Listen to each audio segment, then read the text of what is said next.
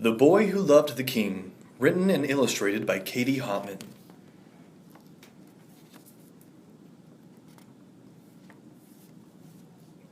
You are invited to the royal city. I hope you will come, your king.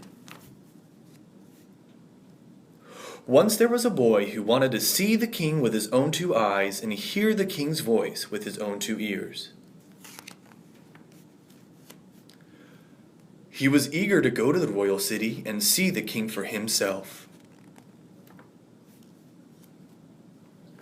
Shortly after he set off on his journey, he saw a man selling all sorts of royal souvenirs.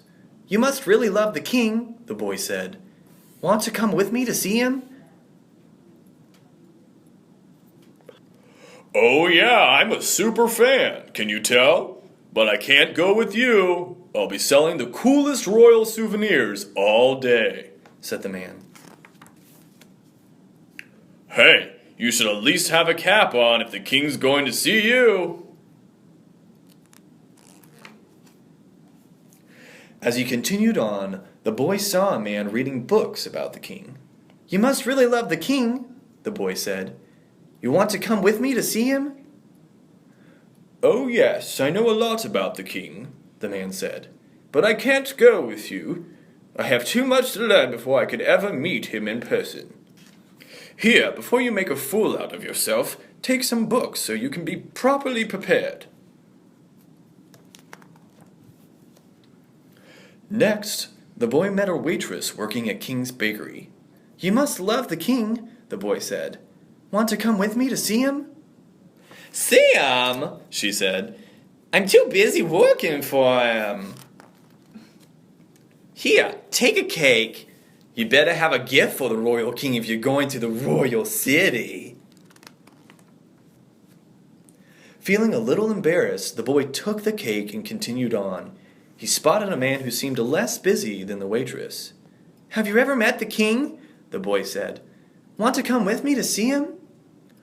"I should have taken that trip years ago," the man said. "But now I'm too old to do a crazy thing like that. Take some money for the road." After traveling a bit further, the boy's arms and legs sagged. "Why am I doing this?" he asked himself. The boy was convinced that he would never see the king with his own two eyes and never hear the king with his own two ears. Would the king notice him anyway?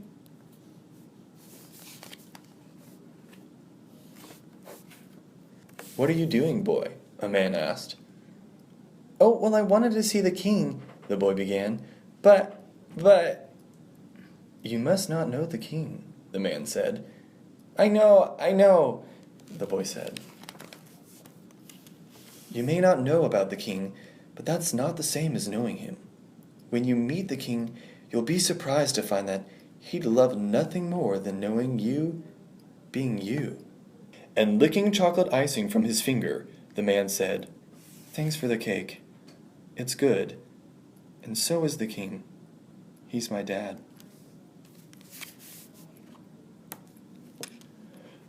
The man stood up and held out his hand. "If you stick with me," the man said, "I'll take you to the king himself." Without anything weighing him down, the journey to the king was easy. Once they reached the royal city, the prince pointed to his dad, and without any hesitation, the boy ran. Fast. Their embrace was like, well, I can't tell you what it was like. You'd have to run to the king to find out for yourself.